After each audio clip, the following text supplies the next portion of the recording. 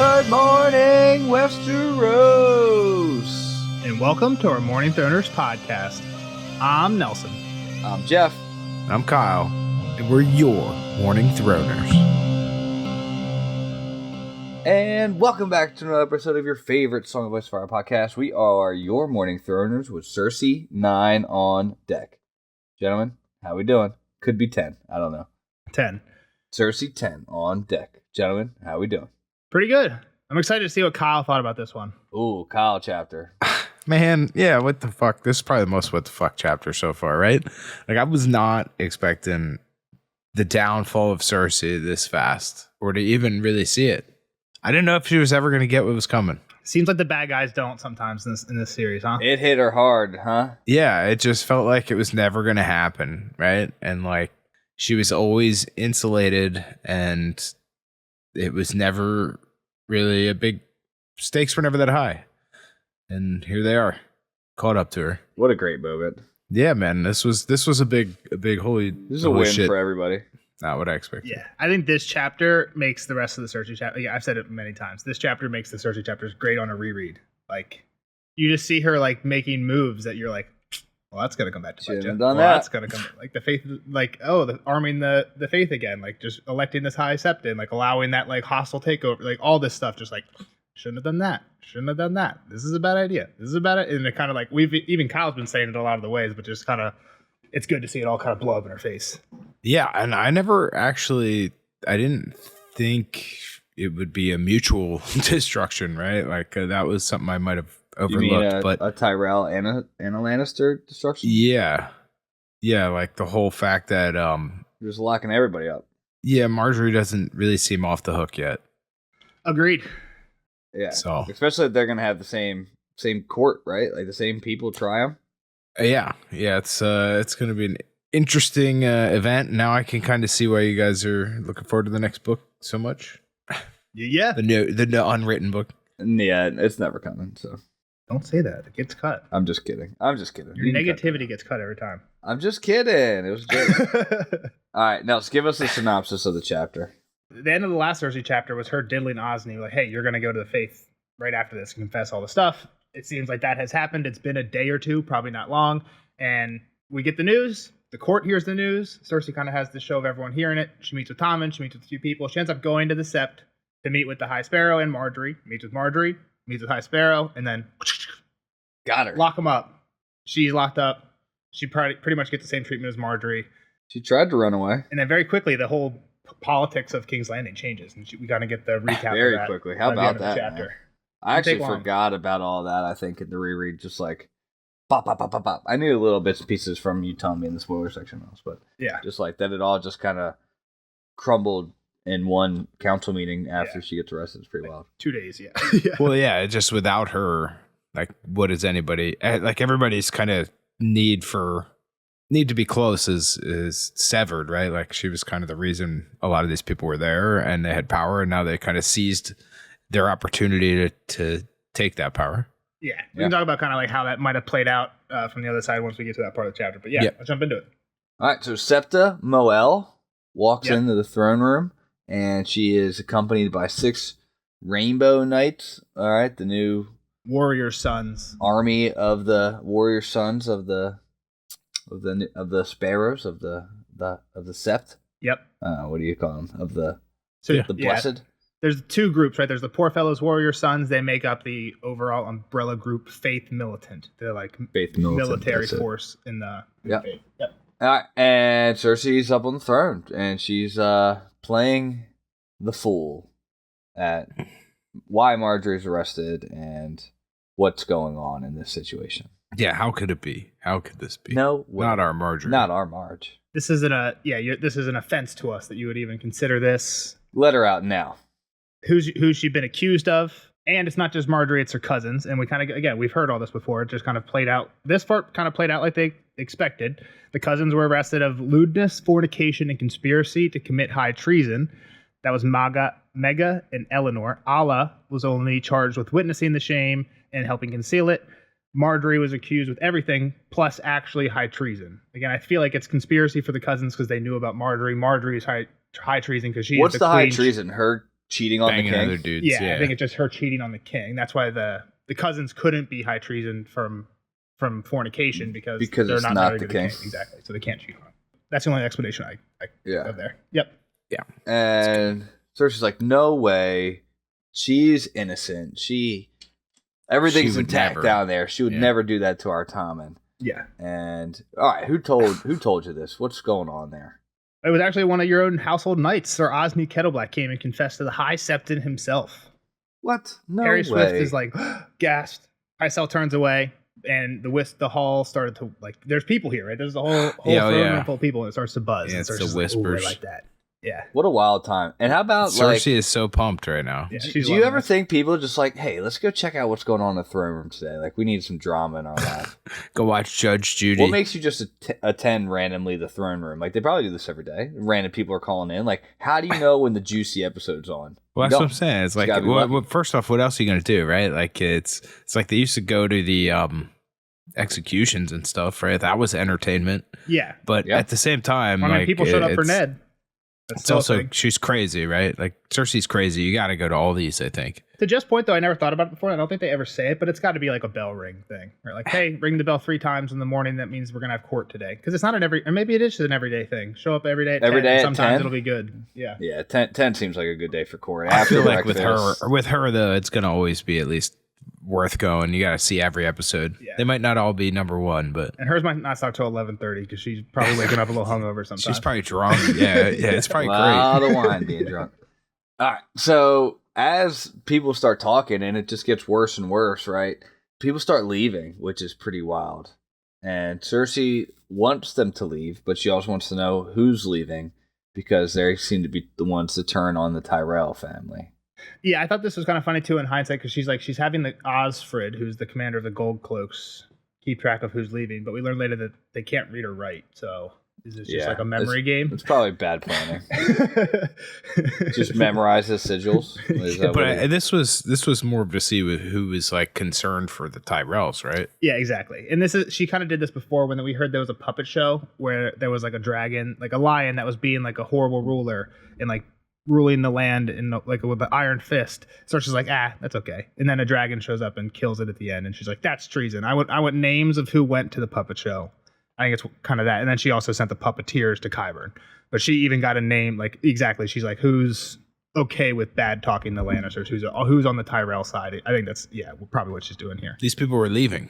Yeah, maybe because they're Tyrell bannermen. You think they were going to tell, like, hey, like, go write a letter? I thought it was more so like, oh, fuck this, I ain't being involved in. Or they can see this is going to go bad, and maybe Cersei's about to be like, lock the doors. If you're a Tyrell bannerman, you're being held in question. Yeah. I guess it could be both ways. Some people go tattletale. What were you thinking? What were you thinking, Jeff? I thought that's what you were I was thinking it was people turning, because Cersei seemed to, like, want to be with these people, right? Or, like, know kind of who's against the Tyrells now. That's what I took it as, was like, because she said the flower doesn't smell so sweet anymore, right? So it's like, oh, I don't want to be involved with the Tyrells anymore. That's how I took it. Maybe it's the complete opposite way that they were going to tell the Tyrell people. Maybe it was both.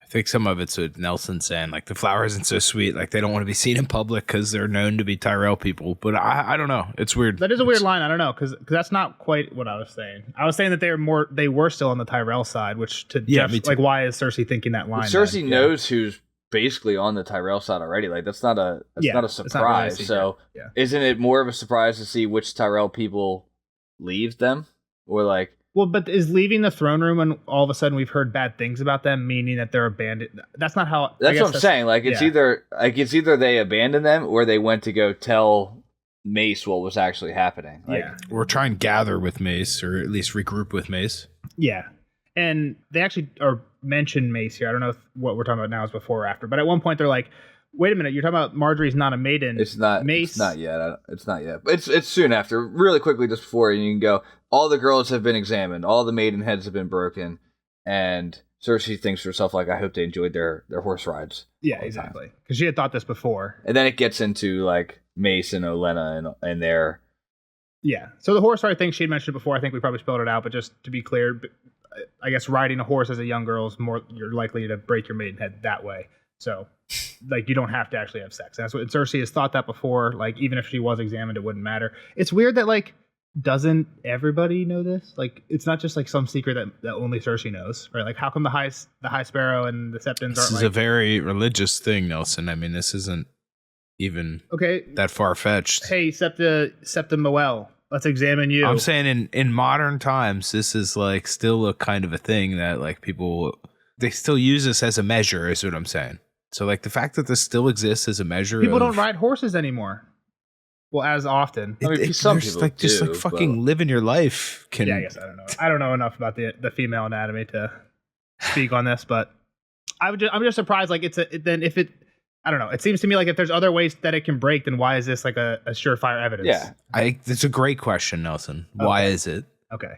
I wasn't sure what side of the argument you were on there, Kyle, but okay. I think with everything else, I think with the next bomb, it's like, all right, like this is too much now. With the moon tea. With the Pycelle news, like, all right, like her maidenhead's broken and she's taking moon tea. Like, what would the moon tea be for? If it's not for riding horses, right? Exactly. It's not a protein shake. And the thing that I was getting at before that they kind of mentioned in between there is Orton's like, wait a minute, Mace and Olenna also vowed that Marjorie was a maiden. So if she's not, then they lied to us, basically. Which is weird because they vowed that when she married Tommen, but the accusation seems to be that she's been having sex since then, which means like technically they could have been not lying. Maybe Marjorie was a maiden when she came and married Joffrey, and since marrying Tommen has started this stuff, right? But so I don't know if that really has any say, but yeah, they get into it. But it's more so, I think, just the honor of the old house is up for everybody, and yes. Like everybody could be a liar. Yep. And then once they mention the moon tea thing, the crowd goes wild, basically. And Cersei let it soaked it in for a second. Like, I don't think she's good enough to hide her face. We talked about Arya playing the face game, whatnot. Like, Cersei's definitely up there smirking. She rose stone-faced. She's able to pull a tear out later. I know, but she says she rose stone-faced, Jeff. So yeah, I know what you're saying. Once she rose, but like when she's taking all the sounds in, you don't think there's a little that's still her glimmer in her imagining eye. That she's stone-faced. She thinks she's stone-faced. Yeah. Like, what's she actually look like? That's what I'm saying. Yeah, it's like, who knows if that's actually an accurate description. Yeah, I'm probably thinking just too much of Cersei from the show, and that actress is like so great, and also I feel like the character isn't quite as dumb. Lena, yeah. So she does have some moments where she'll like smirk at like something like evil she did or whatever, but it's normally not like she normally does have a pretty good stone face in she's a great actress. But that might just be because Lena's a great actor, yeah, and it's kind of a different character at that point. But when did you meet Lena? There's only one right answer. When did I meet Lena? Yeah, like when's the first time you saw her on screen? It's when John Aaron's dead. No, it's got to be 300. Oh, when did I meet the character? Or the actor? The person? Actress? The person? Oh, weird question. What's the first movie you saw her in? Maybe you saw her in something else. I don't know. I saw her in 300 back in the day. I know, but that was a weird way to say it. When did you first meet Lena? Yeah. I don't know. It's confusing. And hot take, 300 sucks. Shut up. I knew you were going to hate that take, but I hate 300. It's such a bad movie. It's very dramatized. It's so over the top. I can't stand it. But just reading stories about that war is dope. Yeah, I'd rather read a book about it than watch Then go read the fucking book, you loser. Is there? I'm sure there is, but I don't know what it is. Moving on.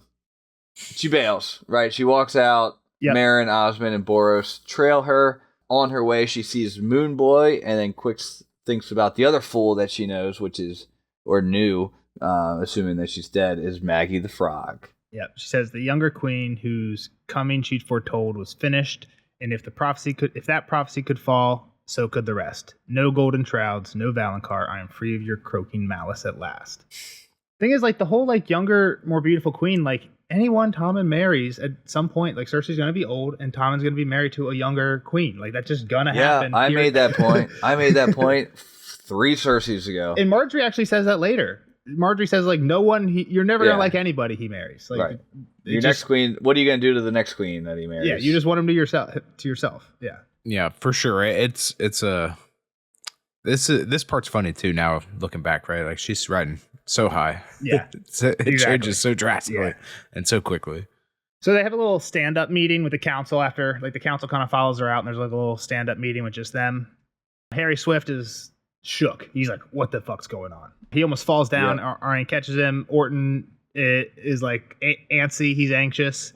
he's like, the small circle of Marjorie, this isn't gonna go well with them. And Arain's like, yeah, that's true. I should put the boats in the water.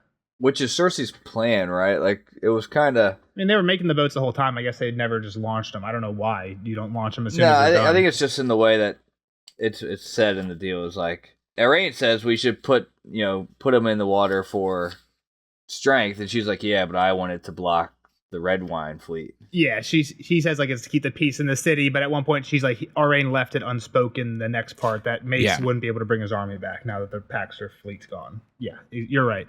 Yeah, I'm saying, like, do you think she was with Arain? Like, hey, once we're in this meeting, like, say that you want to put the ships out in the water to... It's hard to tell who she's... Like, I feel like that's how Tywin did things. Like, he would tell certain council members, like, hey, this is what you need to know before this meeting, bring it up at some point so it looks like it wasn't me type thing. But dude suggested this, and then she's like, yeah, and he's not saying the part that we're both thinking. Yes. But he has no idea. His plan is what we know later is to just get the fuck out of here, right? Like, so taking these ships. He's like, hell yeah. Well, exactly. I think it's what Kyle said. It's hard to tell if he's just like, hold on, let me get my boats into a spot where if shit hits the fan, I can just be out with all the boats. And she's like, hell yeah, that's perfect. And like, there's this secret plan that we have that would never actually happened. Yeah. Right, because she never talked to this dude. We weren't around any of that. But that doesn't mean it didn't happen. It's hard to tell. She didn't seem like that was what she was doing in between our chapters. It always seemed like she was just like drinking and hanging out. But to Jeff's point, she does think that. She thinks like, well, left it unspoken or whatever. Yeah, I'm just trying to find what she says. It's not. She thinks it. Yeah, he left the rest unspoken. Yeah. Once on the Blackwater, his Dromans could stop Mace Tyrell from bringing in his army back across the river. Yeah, so that's what I'm saying. Like, if he left the rest unspoken, that means he had insight to a plan. She thinks so, or she thinks they're both. I feel like that's like that's no, her I just kind of being agree dumb. with Jeff now. He left the rest unspoken. Like, that means that she knows what he would have said. Yeah, which is to put the ships in there to block. So I agree with you, Jeff, that she probably at some point told him like, hey, we don't want, like, he at least knows like we're not friends with the Tyrells. Like, that's not a give. Like, yes, that's what Cersei thinks, but no one else should think that. Everyone else should think Tyrells and Lannisters are on the same side now. So, like, he wouldn't leave that unspoken. It's not clear necessarily, unless he at least knows that Cersei thinks the Tyrells are enemies. But I think Kyle's also right that even if he was in on the plan that, hey, we want to stop Mace from coming back, that doesn't mean that he doesn't have his own plan on top of that he's not telling Cersei that, hey, I'm going to actually obviously leave. He's like, yo, I'm bailing ship. Like, obviously there's another plan in his mind that he's playing Cersei as well as, like, she thinks he's her pawn. Yeah. Right. Just like her loyal ship maker or whatever his title is. Yeah. But all right. So Swift is worried about how Mace's rage will be unstoppable once he gets back in here. Yep. There'll be blood in the streets. Yeah. It's just like, don't worry. I'll go myself and I'm going to work out this piece. And, we might have to have a trial for Marge. We might just not let her go. But we'll let the High Septon try her. It'll be good if he does it. Yep. And this is funny, just when you think about the chat. Again, it doesn't completely align with Cersei, but she thinks such a court was not like to look with favor on a treasonous queens who spread their legs for singers and profane the maiden's holy rites to hide their shame. So the holy rites thing, this is what Tommen brought up at the last chapter. Like, oh, they're going on Maiden's Day, right, this is kind of what gave Cersei the whole light bulb moment to, like, hold on, we can have the faith be involved here. Right, up until Tommen said that last chapter, this was kind of going to be like, we're going to handle this internally with the crown. Really screwed her, like, even further. Yeah. Tommen totally fucked her here. But yeah, I just think it's also funny. Like, they're not going to look with favor on treasonous queens who spread their legs. If you just stop it there, that's like, yeah, they don't look favorably on you, Cersei. Cersei. That's kind of what happens with her later. So. Yep. So she goes to see Tommen. Yeah, got to see the baby boy. Of course, he's playing with his cats. He's got a nice little fishing rod with a mouse tied to it. Cersei, just gives him a big hug? Big old bear hug? She's crying. He asks why. She says, like, I'm not crying. Lions don't cry. Just because you're safe. Yeah, for you, because I keep you safe. Then she tells him she has a bunch of papers for him to sign, but she leaves the names off till after they're signed. While you're here, just sign these arrest warrants real quick. And she sends him off with Jocelyn Swift. What of these guys would he have known? Like, he was training in the yard with Loras. Most of these guys. Yeah, I think they're all just friends. Like, if he ever hung out, if he got to hang out in the room at all, like, these cats would be around. Okay. Yeah. So the names of the to be arrested: Talad the Tall, Jalabar Zoe, Hamish the Harper, Hugh Clifton, Mark Mullendore, Horace and Hobber Redwine, and Wat, a.k.a. the Blue Bard. And Baynard Norcross and Lambert Turnberry. I must have forgot those guys. Listen, those people. That's it. That's all you missed. That's the crew. And they're all Loris's knights, is what you're saying, or friends with Loris? They're just the people that have been hanging out with Marjorie and her cousins, going hawking with them, coming over to listen to the Blue Bard sing. They are like they all hang out together all the time, but it just that makes sense. They don't. The Red Wines are trail people that we know of. Yeah, I remember the Red Harper Wines, guy is just the guy who goes and plays the harp. Yeah, like Watt, the Blue Bard. Yeah, it's all pretty much the same. Talad wanted one of the cousins, right? I remember that. Yeah. He was just one of the hedge knights that's been around for a while, jousting in the yard with Loris when he's around. The cousin liked him, I think, or something. You're right, Jeff. There's some connection, yeah. So Osfrid, the Kettle Black brother who is in charge of the Gold Cloaks, goes out to get them, and he's told to try not to harm them. Some may run, some may have already run. Let them go, because they'll look more guilty. Yep. But we got to get the Red Wines, because we need a couple innocent cats in this group, so we'll keep those two innocent. Exactly. Make it look fair. Make sure Talad dies or confesses before he dies. Yeah, he might try and fight his way. Don't kill him. Just like take him. And he does fight, and he I think he wounds a few Gold Cloaks, but they get him. Yeah, three of them, I think. Yeah. But they get everybody in custody by morning. And Osford also updates there's people gathering outside the Great Sept shouting for the release of Marjorie. He's like, do you want us to scatter them? She's like, nah, let them stay. Again, this is just like, she has to hate this later when she's in the cell and she's shouting for people and all she hears is the crowd shouting for Marjorie. Like, she doesn't really mention that like irks her, but that has to irk her. You know what I mean? we'll get to it later. But for sure. And then one of her other lines here is she like talks shit on the new High Septon and like how he immediately sold his crown or whatever. And like she still doesn't realize, that she's kind of in her own head here. Yep. That anybody could have one up on her. And she basically tells him, go close the city. I don't want anybody to leave till this is all settled. He agrees. I guess it doesn't matter because he doesn't keep his position for long. But then Qyburn comes to talk. Hamish is complaining that he can't breathe. We got everybody. We got him down in the dungeons. And she's like, tell Hamish he can have a maester after he confesses. And that she wants the same story from him as the Blue Bard. And he's like, okay, don't worry. I'll get him all saying what we need him to be saying, basically. And then she starts going to the Sept. Next day. Right? Same day or not? She goes outside. Yeah, I have next day in my notes. Yeah, that's like when they have captured everybody. Is the next morning. Yep. So next day, her and Taina go to visit Marge. Exactly. But Taina is actually going to try to win over one of the three cousins. Yes. On the ride, Taina's asking like, "Yo, what if she asks about a trial by combat? Like, what are we gonna do? What's that part of the plan?" Cersei's got that already cooked up. Which I had problems with this earlier. I was mad not mad, I'm sure I just mentioned it to Jeff a few times, during Joffrey's trial, that they were allowed to use the Mountain who wasn't a Kingsguard. I'm like, well, that's... And I'm sure in spoiler sections, I was like, Jeff, how does this not break? Like, how do they use the Mountain here? But then there's this rule that you have to have Kingsguard later if it's like a royal combat. It seems like this whole rule wasn't really like a strict rule, and Cersei's like making sure the High Septon enforces it. Yeah. Right. Let's go back to old customs. It serves her purpose now. Yeah, exactly. Okay. Yeah, I didn't quite remember that before. I remember that this was like a topic that like, hey, you need the Kingsguard, but I was like, how come that's not a rule now? And it's like she didn't need it to be then. So yeah. Okay, cool. She does mention it from history that Aemon the Dragon Knight once championed his sister Queen Nerys against Sir Morgill's accusations. Morgill's actually spelled wrong there. Doesn't really matter, but this is Aegon the Fourth stuff. Aegon the Unworthy, the one who's just has a ton of mistresses and stuff. This is his queen. We don't got to get into history. It doesn't really matter here. But yeah, she's like, so with Loras wounded, Prince Aemon's part will have to be played by one of his brothers. But who? Jaime's gone in the Riverlands. Aerys Oakheart's in Dorne. Balon Swan's in Dorne. Aerys Oakheart's actually dead. They just don't know that yet. He did. Osmond Kettleblack is a brother of the accuser. That means all we got left is Boros and Meryn. And remind me to tell Meryn he's feeling sick recently. I mean, why couldn't it be Osmond, though? Maybe he wants to kill his brother. I guess it could, right? Like, we've heard of... Wouldn't be the first. The House of the Dragon brothers, right? Yeah.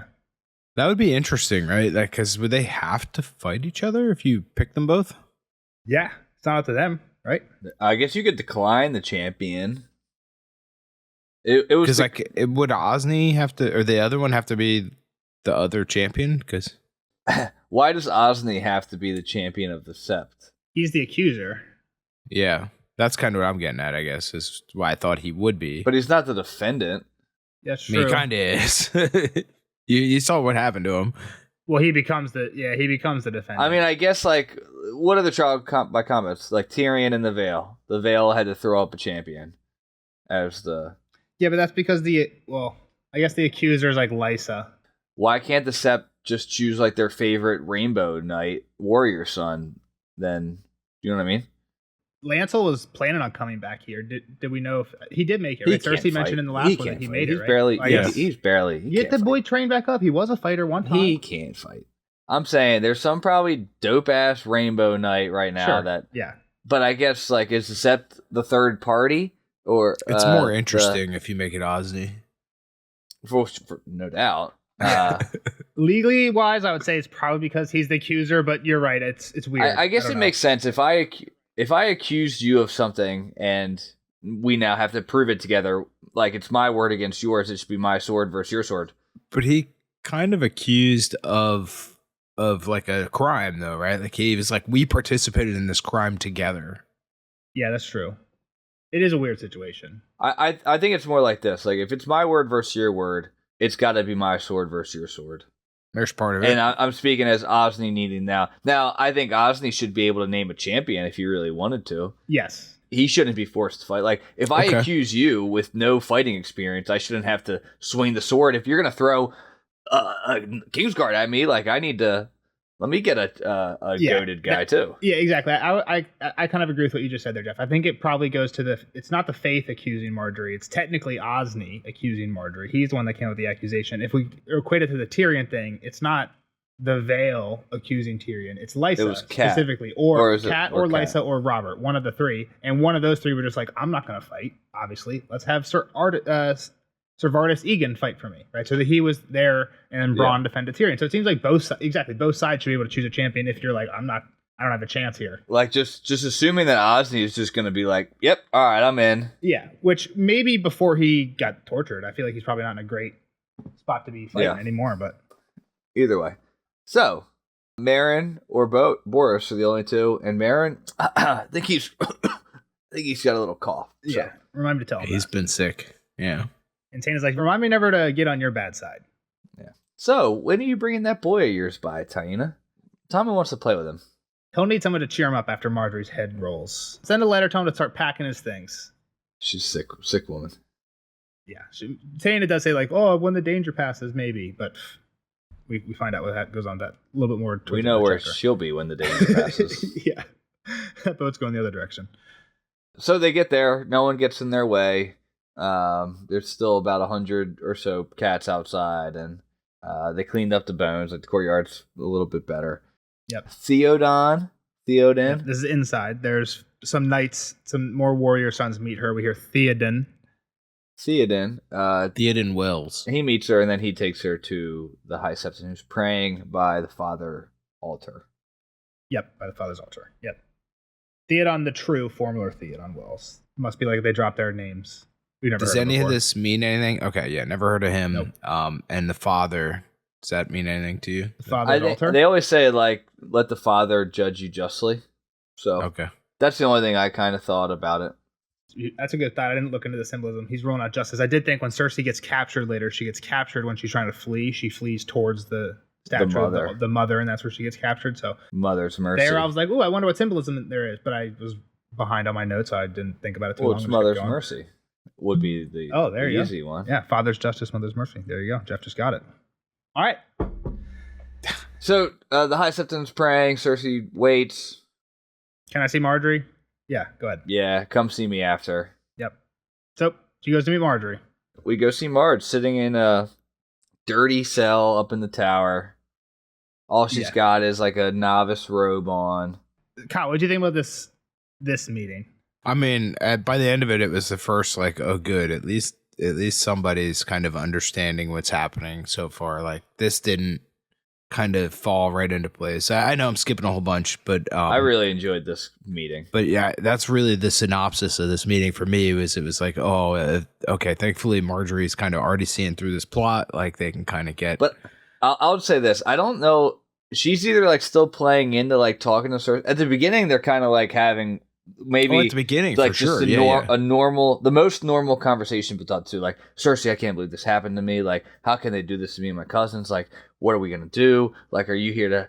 And then like the switch flips and it's like, oh my god, you fucking bitch! Because you did Marjorie this to me. wasn't plotting against her the whole time. Like Cersei was acting like she was, right? Like this was never a battle between the two of them. So like Marjorie has no idea that this is something that Cersei would even plot. And then at the end, when we get the whole thing where, like I said, we're kind of skipping the conversation. We'll go through it. But at the end, when we get or when she decides to tell her, like, oh, you're going to need a champion. And she's like, wait a second. You bitch. You're literally, like you're telling me to pick this idiot or the kind of the Ophius one to be my champion. Like, no way. Like, yeah. She realizes Cersei might probably had a hand. You don't in have this, my right? best interest in heart here. Or doesn't, Yes. at least doesn't have her best interests in mind. Yeah. So, yeah, I agree. I think it's great. I think what I was actually wondering more is like, and maybe why I think I love this part of the conversation too, and Jeff does. I feel like this is like Cersei's peaking, right? She's like, yes, like Marjorie is suffering, and when you know that you're just like 2 or 3 pages from Cersei being in like the exact same situation, it's just like, it's so good to be like, oh, you are such a bitch, but you're gonna be there. You know what I mean? Yeah. Well, but you didn't quite know that. But so I could see this really sucking on a first read and being like, Cersei, you bitch! Like, why does Cersei keep getting what she wants? It's why do the bad people keep winning? Type thing. Yeah, exactly. Yeah, and this starts, is where that's yeah. And that was the first part. It was like, oh, awesome, and so then it got even sweeter. Yep. All right, so let's go through it. She's in a shitty cell. She's got nothing. She's in a shitty, basically a hospital gown. Right? When she got there, she was stripped. The Septa stripped her and her cousins of everything. Mega tried to fight. Ala went white, and she's never able to sleep because the Septa comes in every hour and asks for a confession. That's wild. That's horrible. That's brutal. Yeah. Torture. That would just fuck with you. And you can tell Cersei's like, she's always crazy, but she's going loopy. Like, she can barely follow what Qyburn's saying later. And she even says, like, it's because I'm going crazy from no sleep. And it's only been like 2 days, day and a half. Yeah. And Marge didn't know that they were questioning the cousins as well, right? Like, the same shit was happening. Yeah, she thought that basically they were going to use the cousins to testify against her. And she's like, they better not lie again. If they think that my cousins will lie about me, which again, I think like if you look at this conversation closely, you can be like, so Marjorie, unless she's lying to Cersei, like she's innocent. Because we said like, why is she drinking mood tea? There's a chance that like maybe she's not sleeping with the whole fucking court, but maybe she did like sleep with one person, or like what's the deal here? And she says some stuff. She says like Mega and Ala are just children; they're too innocent. But she kind of leaves Eleanor out of that, right? So like maybe that's who she was. Eleanor was fooling around. Maybe that's who she was getting moon tea for, right? We had said maybe she's getting moon tea for a friend or something. So like some of like what she says here is like if you're reading close, like I think Marjorie thinks she's innocent, which means she probably is, right? Unless she's lying to Cersei here, like unless she's really playing the game in this first half of the conversation, which I don't think it is. I agree with Kyle. I think the first half of the conversation kind of implies like Cersei thought that Marjorie was scheming the whole time, right? Like at one point they're talking about how good of a jouster Tommen is, and Cersei's like, well, your father was a great jouster, and Marjorie says something like, who did King Robert ever beat in a joust? And Cersei thinks like this is Marjorie trying to poke at like the whole Jaime's the real, but maybe it's Marjorie just being like a little girl and honestly wondering like who did he beat? Who did it? Yeah. Like again, it's hard to tell, and I'm not saying what great stories does the king have. I'm not saying she wasn't like poking fun in like some of those situations, but I think this short conversation kind of into like, holy shit, was Marjorie really just super innocent the whole time? She could have been poking fun, but she wasn't plotting to get her killed or take her son away from her or anything. Sure, but like was Alina or Mace and Marjorie wasn't involved? It's like if do you think those two are plotting? If so, is Marjorie not involved at all? It's hard to. Not everybody does this shit. This is a very Cersei thing. I'm not saying that's not a. I think that's a. Totally I think it would be an Olenna. It would be an Olenna and Cersei thing, but like maybe Marjorie's not involved. Yeah, it's hard. I think it's hard to tell, right? And I think this leaves a lot of open ended. Like what is going on? But here? she thinks Olenna is just another petal off the old rose. What do you mean? Marjorie is just a petal off the old rose of Olenna, right? So she knows Olenna's a schemer, so it's like, well, this girl has to be scheming. Exactly. She's just an agent of Olenna. Yeah. Exactly. Which maybe she's not. Yeah, that's kind of my point. Yep. Even if, and we don't know if Olenna is, but even if she is, but yeah, so the cousins are also accused of these things, and she's like, man, this is bullshit. So are you going to free us? Like, are you getting us out? And she's like, nope, can't do that. But don't worry. Gonna be a trial. We've got all of the accused up. We rounded them up. So, yep. What? And that took Cersei or Marjorie by surprise. I guess the trial took Marjorie by surprise, right? Yeah. When she realized this is real and there's like, something's going to happen here. Yeah. Hey, but don't worry. You could always just say trial by combat. That would be a great avenue for you. But remember, you do got to use the Kingsguard. And she's like, but Loras, he would have, but she's like, yeah, but he has 6 other brothers. And this is kind of where Marjorie, Fuck that. I want Garland. Read that quote, Kyle. This is like the light bulb moment. Is that a jape? Boris is a craven. Meryn is old and slow. Your brother is maimed. The other 2 are often torn. And Osmond is a bloody kettle black. Loras has 2 brothers, not 6. If there's to be a trial by battle, I want Garland as my champion. And Cersei's basically like, he's not in the Kingsguard. Sorry, not going to happen. You got to be defended by a Kingsguard. The High Septon will insist on it, and she thinks, I'll make sure he does. Any thoughts on this whole little Kingsguard thing, Kyle? What do you mean? Like, neither trial has happened yet. Will this play an impact in the future of the story? I mean, obviously she wants Jaime to be her champion. Like, that's the whole... Jaime's got a lot on his plate right now. And missing a hand. Yeah. Well, even Osmond in a tortured state would probably beat Jaime. Yeah, we'll just die together. Or Osney, sorry. Which she gets to that later, but yep. I don't know about Marjorie. I feel like hers is kind of a weirder one because, right, she's falsely accused, so I think she has a chance. Well, so you were suspicious about what happened with Dragonstone. What was your thought of what... We've heard that Dragonstone has been taken, but Loras has been banged up. You, I think, had suggested some of that was a lie. I forget exactly. Yeah, I mean, maybe he shows back up, right? If Loras shows back up and then we get some of this trial by combat, but I don't know that plays into this necessarily. I guess it has to. I think something like that would be great if, like, hey, Cersei has made, again, just one of the things like Cersei's own rules, like plotting comes to bite her in the butt. She's made this rule only Kingsguard, and then, Laura shows up and he's fine, so Marjorie kind of gets away scot-free because he's one of the best fighters in the Kingsguard. But Cersei, if she tries to go with her out, okay, well, he's missing a hand, so we're fucked. Or I can go with Boris or Meryn, right? So it's like... Well, I mean, she could take one of the other ones too, though, I think, or I mean, we kind of talked about it before. If like, why? Here's I don't want to get into this just yet, but I guess you said Aerys is dead, right? Aerys we talked about this. Yes. Yep. Yeah. You didn't say that. He is dead. We know he's dead. Yeah. You said it already tonight. His head chopped off. But I mean, why can't they raise this zombie monster that can kill everybody to be part of the Kingsguard? That's a good point, but it seems like things are happening. At least the rotation of politics is happening really quick. Like Marjorie got arrested 2 days ago. She's kind of moved out of the position essentially of being able to pull strings. Yeah. And they don't know about that yet. So I'd say that's a good point, but it's a timeline question. And what timeline doesn't matter. Without pulling out the timeline, what do we hear about the timeline of that down in Dorne? When do we think Cersei's gonna? We kind of do know a decent amount of, at least a line or two about. What do you mean timeline of what down in Dorne? You say that. When is Cersei gonna find out Aerys is dead? That's fair. I don't know. We do know. When, what's his name, gets there. Balon Swan, right? They sent a second Kingsguard. Yeah. Do we know but anything she's about... not there yet. They're delaying him as much as possible. Exactly. They're delaying him as much as possible. Throwing feasts and balls. So does that give us an exact date? No, but it might not be tomorrow, right, that we hear about at least a fortnight, as they say. But it's a good thought, Kyle. People have thought that. Cool. Rolling on? Yeah, let's read the next little bit of this quote. Marjorie did not answer at once. I think from here to Cersei leaving. Marjorie did not answer at once, but her brown eyes narrowed in suspicion. Blount or Trent? She said at last. It would have to be one of them. You'd like that, wouldn't you? Osney Kettleblack would cut either one to pieces. 7 hells. Cersei donned a look of hurt. You wronged me, daughter. All I want is your son. All for yourself.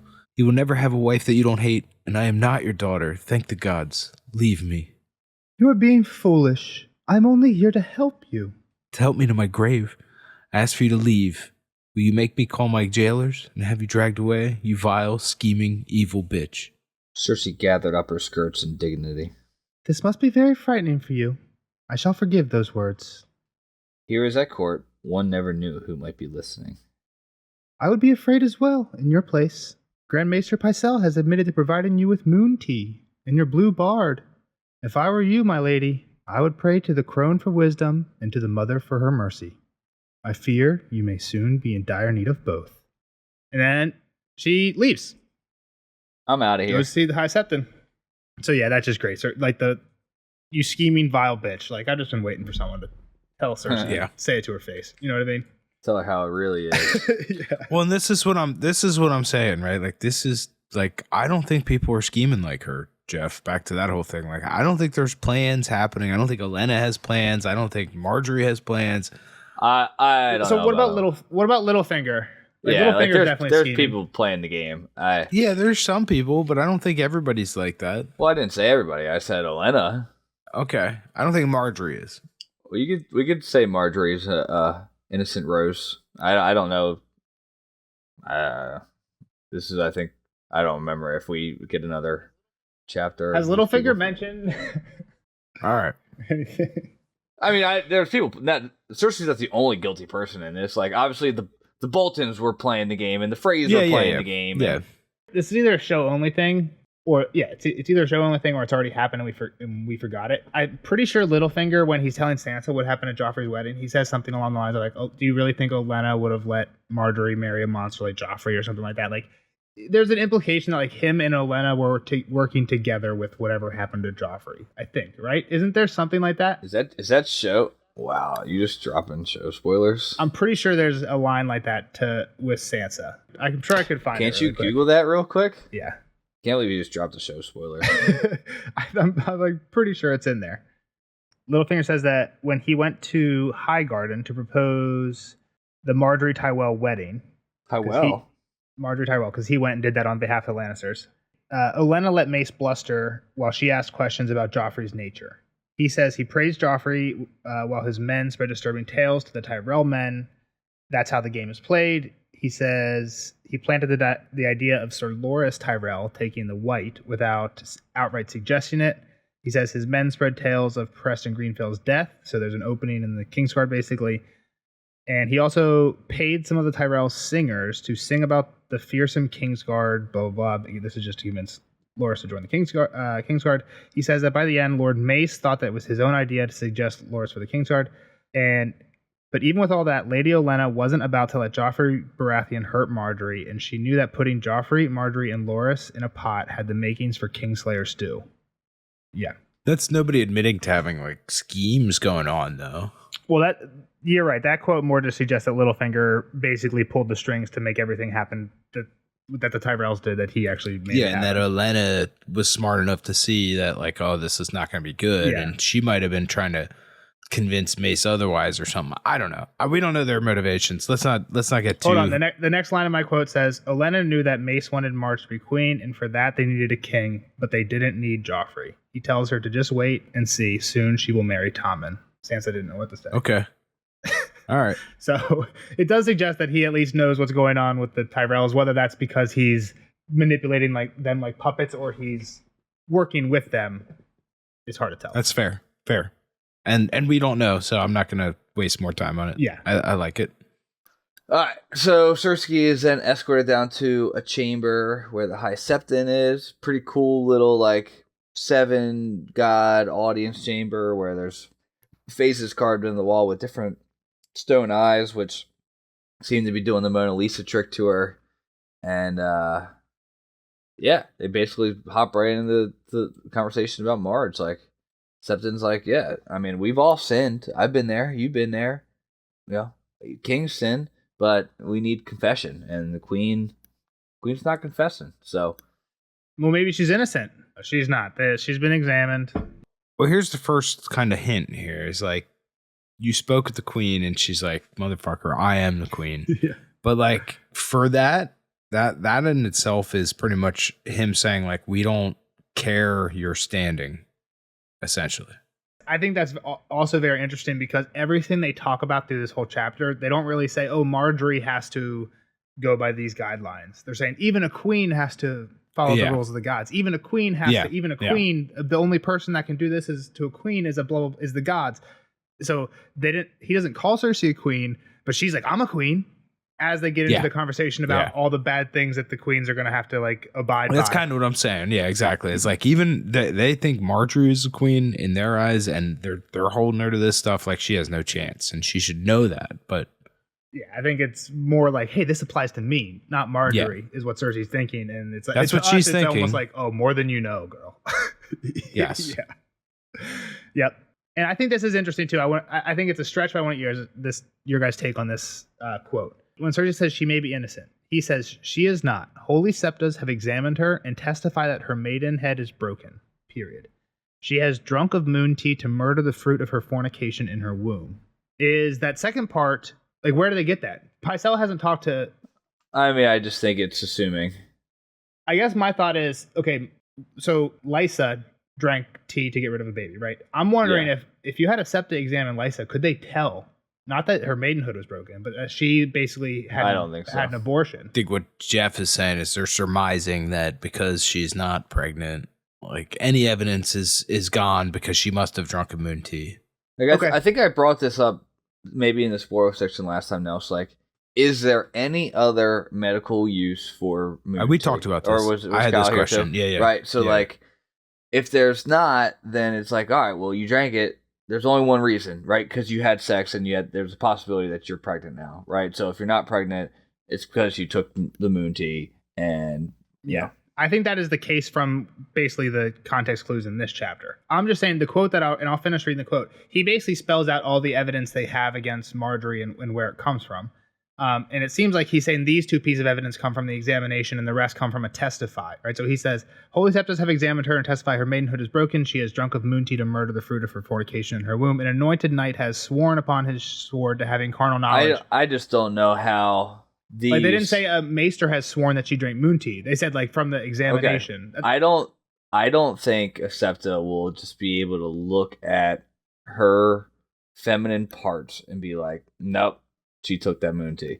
I don't know. Unless the moon tea really fucks your shit up, then but then I think, how could you, as the queen, knowing that you need to produce an heir, like, you'd be damaging yourself, right? And maybe Lysa's the one. Maybe she damaged herself enough that Robin is sickly, right? Well, and stillbirths. We heard that she had a lot of stillbirths in between. So, but I'm more so saying, like, the physical aspect of it is like to visually see it is. I have no idea. It's kind of why I threw it out there because I think the quote's weird. I think you could definitely take it either way. This is just other things that they're assuming, or I think it's assumptions because, like, that's kind of how these religious trials go, man, right? Like, that's kind of how it's gone in history forever and ever, like the witch trials and all that. Like, you just get the heretics and, like, it just gets all this amplified, everything just kind of like, oh, this must have happened and then this must have happened and this is how it had to have been. Like, she had to have drank moon tea or otherwise we would have evidence. And, like, it's like next thing you know, like, the truth has been left in the past. It's even like the maidenhead thing. Like, hey, we've said earlier, maidenhead doesn't mean you had sex. You could have lost a ride on your horse, but they're assuming that means that she had sex. And then it's almost just like one more assumption on top of that. They're assuming that she had to have done moon tea. How do you prove that, right? Like, how, like, I don't have this thing anymore, so I can't prove that I lost it just by being alive, right? Like, and that's impossible. So it's fucked. So the second piece of evidence he says is an anointed knight has sworn upon his sword to having carnal knowledge of her and two of her three cousins. Others have lain with her as well. He says, and names many names of men both great and humble. Okay. I have a huge, not a problem. Cersei fucks up big time here. She says, don't worry, the gold cloaks have already taken these men into custody and they're in the dungeons. How does Cersei know the names? Yeah. How does Cersei know who Osney has confessed to the High Septa? She fucks up big time. That's a really good point. Right. She already has the arrest warrant signed, and we had the whole council meeting this morning of pretending like this was a surprise. That's a great point, man. I didn't think about that. Yeah. That's wild. It's almost like Sansa shouting out Jon Snow last chapter. Right? It's just like, dude, you just like what? If he wasn't on to you before, like, you just gave it up. That's funny. That's wild. Yeah, that isn't, and it didn't do anything to her here. Let's be real, but yeah. It was game over already, I think. Yeah, but it's kind of funny if you think about it. And she even mentions, like, oh, the Blue Bard, we've questioned one already. He does sing he is telling some disturbing tales, but I still hope that her trial will prove her innocent. And it's too much on Tommen if he has to do it and sit through it. Like, can you guys handle this? Be much better.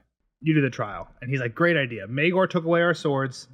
Jaehaerys took away our right to hold council. I don't have any history lessons on this one either. I don't know much on this. But he's like, so yeah, basically she's giving back more rights to the faith.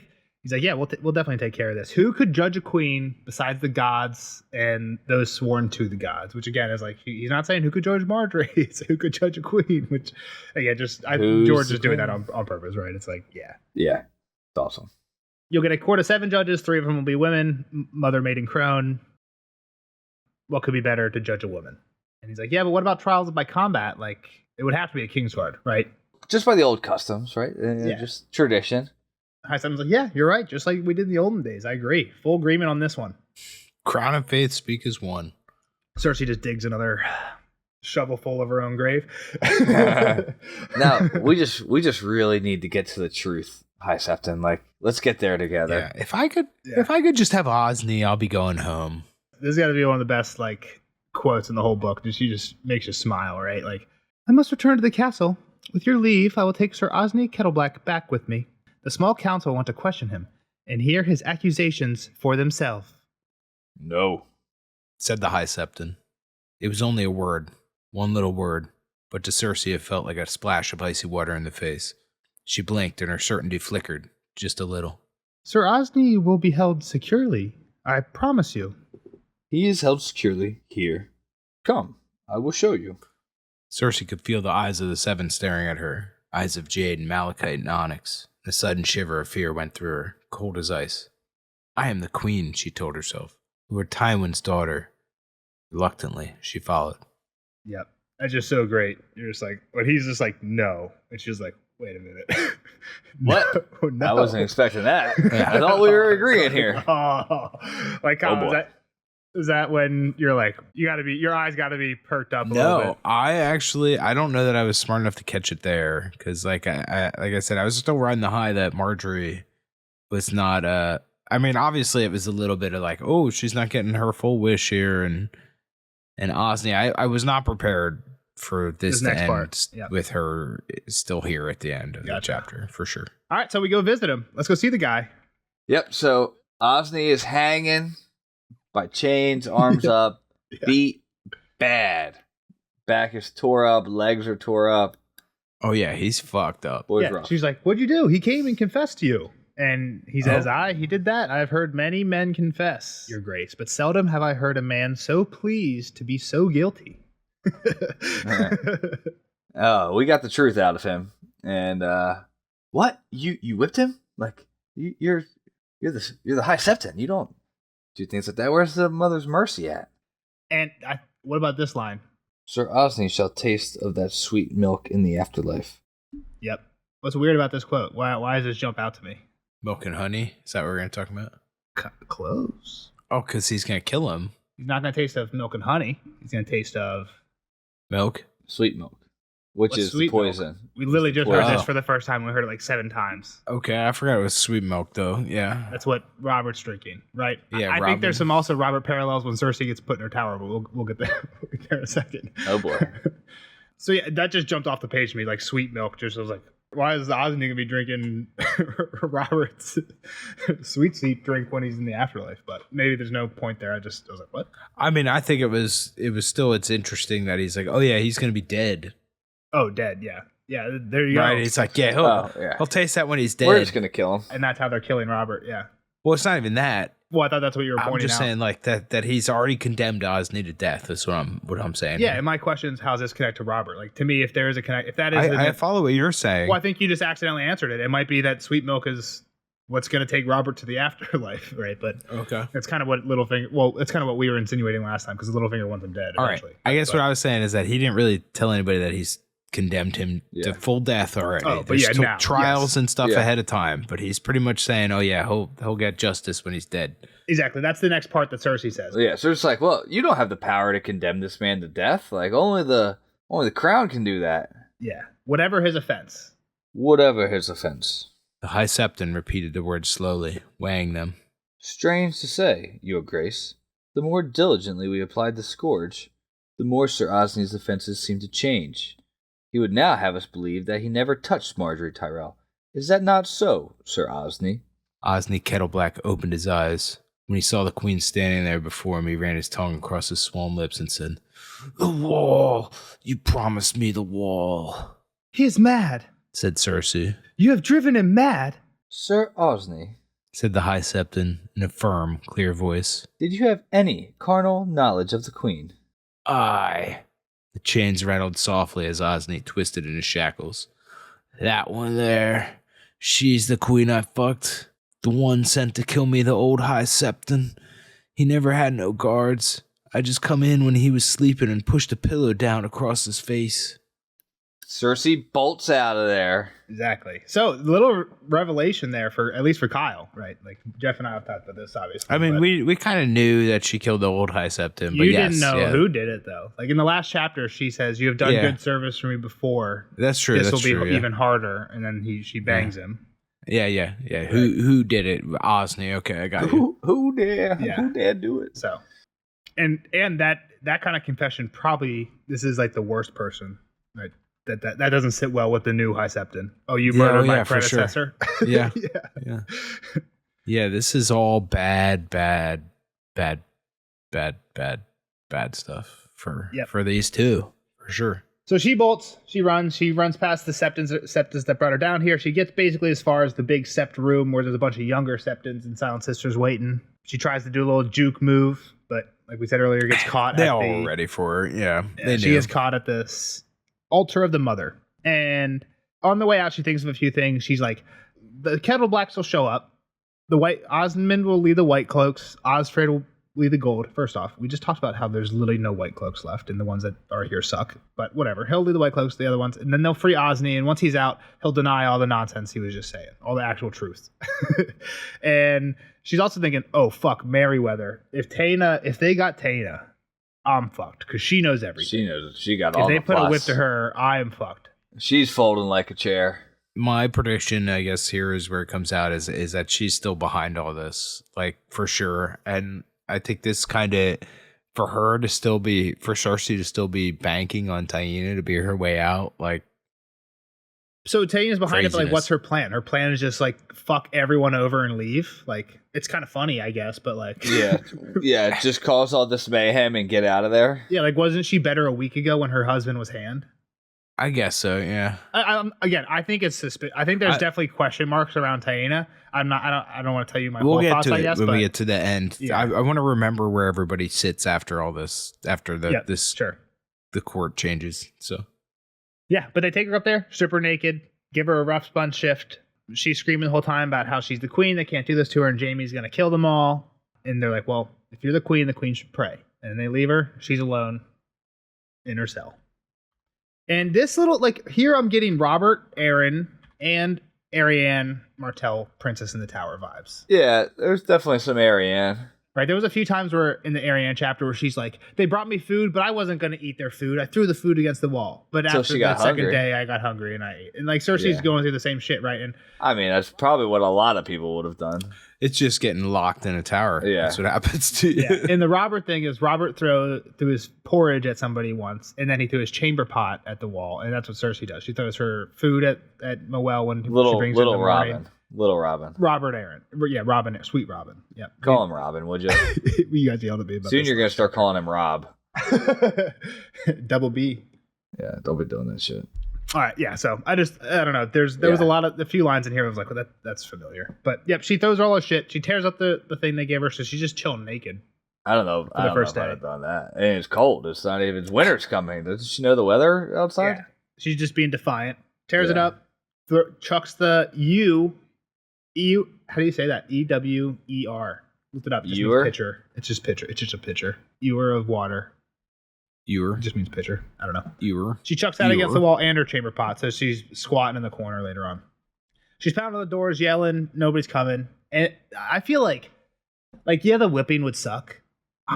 Dude, the getting woken up every hour and just like not being able to be warm, like just being like when you're at your friend's house and you're like you know what I mean, like you didn't get a blanket. No blankets. I mean, you sleep with like a pizza box and shit. Yeah, like we've all been there, but like that sucks so bad. You know what I mean? I've been woken up every 2 hours at a time. Yeah, baby time. Yeah, baby was young, not fun. It's got to mess you up like during the day. Right? The next day you're just. I mean, just think about that too. It's like, I mean, I guess she's awake, right? Once the sun comes up, she doesn't say like she sleeps all day, and at some point, like you just get irritable right? Like, it's kind of cool for a little bit, but like at some point, it's just like, fuck this, I'm not happy anymore. Like, don't talk to me. Yeah. The thing is, though, like, I got pretty good at falling back asleep pretty good. Like, I'd change the diaper, I'd lay back on the pillow, and like, I'd be out cold, like, bam. Like, I never even woke up. I slept walk the whole thing. Yeah. Like when you go to the bathroom, you don't want to turn the lights on. You can kind of pee and then get back to bed and not actually fall asleep. Not actually even hope you hit it. Exactly. But yeah, sit down, you animal.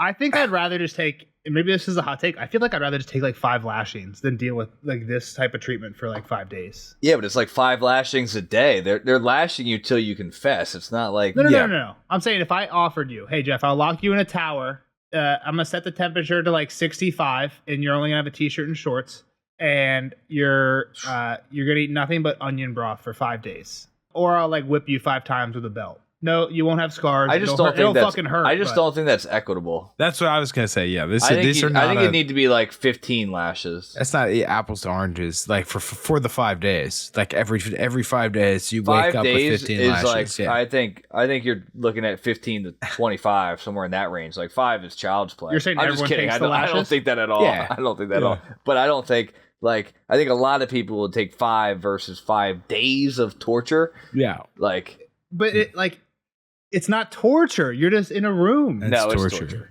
No, I agree. That's what I'm saying. I'd rather the lashes just get it in and out. You know what I mean? Just rip the band-aid off. I mean 5. Like you're just not giving enough lashes to make it like a hard decision. You've got to make it like 30 lashes or 5 days of this torture. It's just like the mental, right? It's like it's the mental versus physical. Just give me the physical and let me go. But would you take 30 lashes? Yeah.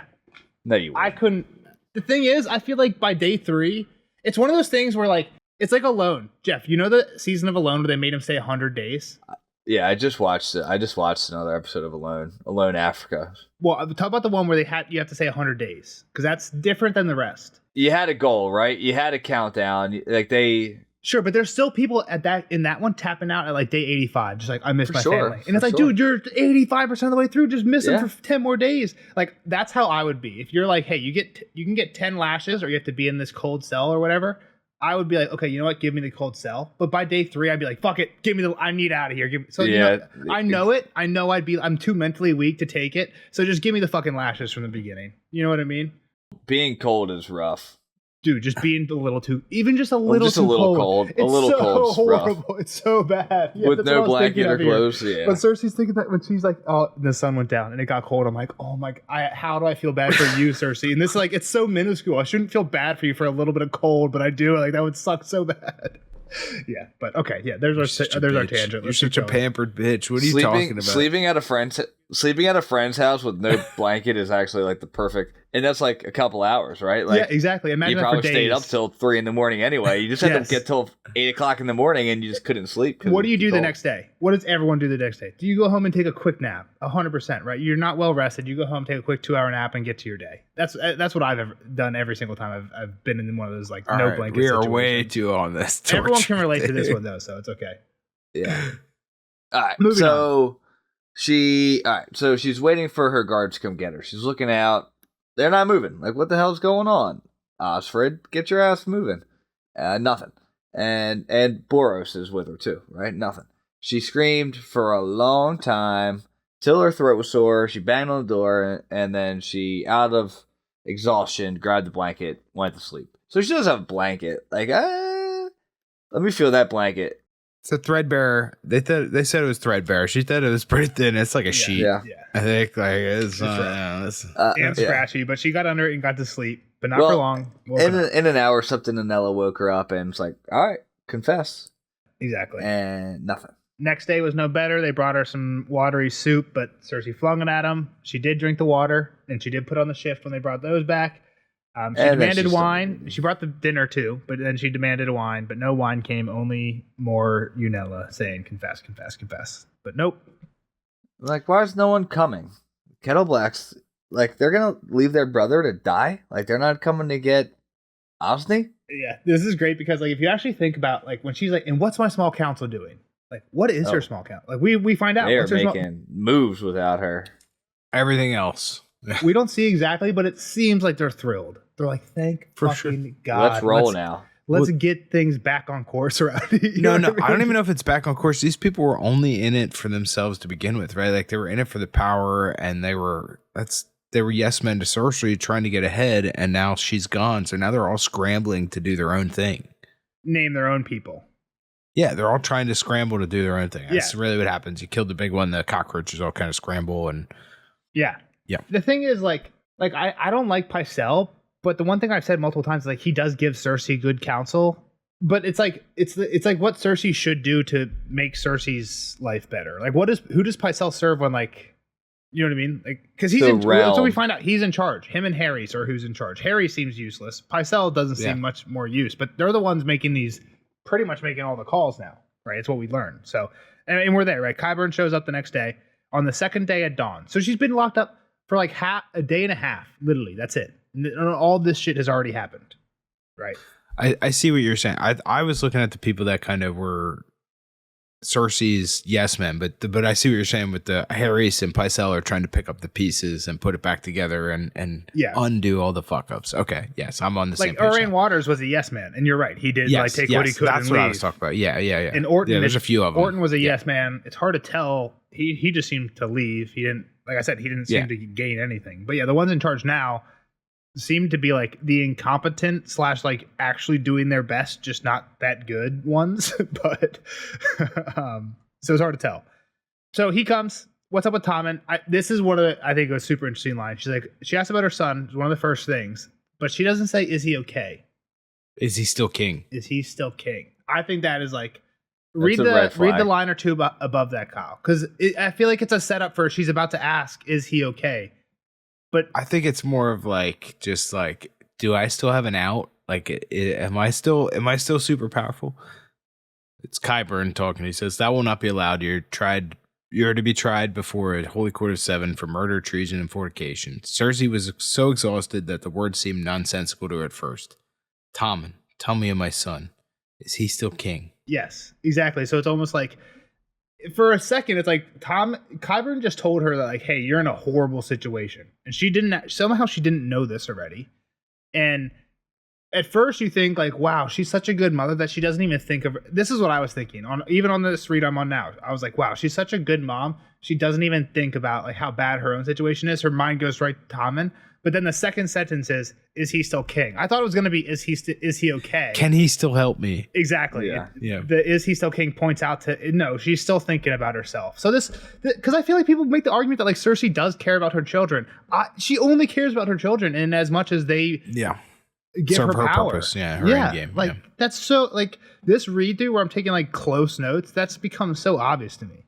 Like I don't think Cersei's a good mom at all. And I feel like there are people that argue that. Like, she had a chance. Well, maybe now you have good arguments against him. Like I think you could maybe argue that "Tell me of my son" is kind of like "Tell me how he is," right? But that's then what I thought. Well, when I read that, I thought she was going to ask that, and then I read the next line, and I'm like, "You're such a bitch! Like you don't give a fuck about this kid."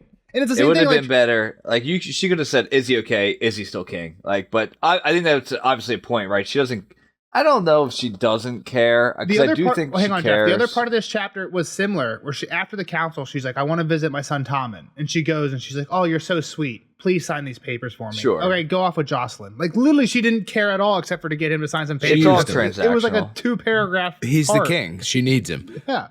Is he still king? Can he still sign my papers? Sorry, Jeff. Hold on. Do you have anything else to say there? I did cut you off. You cut me off like normal. I'll just eat it. What I was going to say is the best thing is Qyburn's next line is, he is like, "Is he still king? He is, your grace. He is safe and well, secure within the walls." So like, he's like, yes, he's okay. She's even like, I didn't care about that part. Yes, exactly. That's well, let's just infer that if he's not still the king, he's pretty fucked, right? Like he's not okay. He's not okay if he's not the king. That could be true too. But I don't need to defend Cersei anymore. I'm just saying. Yeah, you're right. Maybe like if he wasn't the king, where would he be? Would he be just on the street by himself? Like Jeff loves if Cersei. He's the king, you can infer that he's okay. If he's not the king, you can infer that he's pretty fucked. Yeah, I was gonna say like maybe you could just be like, "Hey, Tommen, you're not king anymore. It's actually gonna be Stannis now," and you just move him down a floor. He wouldn't give a fuck. But I don't think there's any situation where that just like happens. Here's your peacefully. kitties. Like Stannis just lets him sit in Exactly. a room. Like, I think you're right. The only way that actually happens is if Tommen's dead. Tommen has Jeff, to die. they would burn him. They would burn absolutely. him. Yeah. Right. So I don't know. I'm saying so, but that's all I need to say on that. So Tommen's lonely though. Yeah, they haven't told him. Like, Cersei earlier didn't tell him about Marjorie, and still 2 days later, no one's told him about Marjorie. A couple days away, no one's there. Marjorie's out for a couple days. Cersei gone for a couple days. Like, what's he doing? Like, that was the two. I just cats playing with his kitties. Yeah. There's enough cats to go around. But Qyburn has brought the Blue Bard, and he's singing the song that they taught him for now. Till how long can he last? He's already been beat. Like, the story can get beat into you. The story can get beat out of you. You'd think.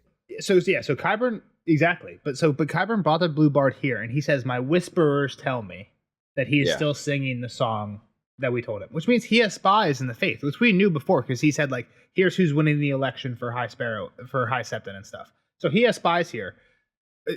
I think this is super interesting. How do we know what the Blue Bard's saying? But how did Cersei not know that Osney confessed? Yeah. Like, did Qyburn know that and Where not were tell those? Cersei? It was all pretty fast. I don't know. That was all pretty fast happening, it seemed like. Again, this is all happened today. Maybe literally Osney might have confessed. The Blue Bard was brought today and whispers, and he's been forget the Blue Bard. Imagine that Qyburn just has up-to-date information, up to the minute information on what's happening in the Sept. No, I'm you think he would have told Cersei before she went, like, yo, don't go. Osney flipped on you. They know everything. You need to lock yourself in here right now. I'm with you on that. I was agreeing with you, but you cut me off again. Yeah, so I think the questions could be, could Qyburn know that and have let Cersei go anyway? Could he have not known that because it's not obviously up-to-date information? Or could Osney have confessed while she was there? I think any of those are possibilities, but I think it's like, we don't know, right? Like, Kyle, why are you smiling? Do you have thoughts? I don't have thoughts. No, I think you're right though. Like, it does kind of imply some stuff, but I don't think word got back that Osney confessed to anything.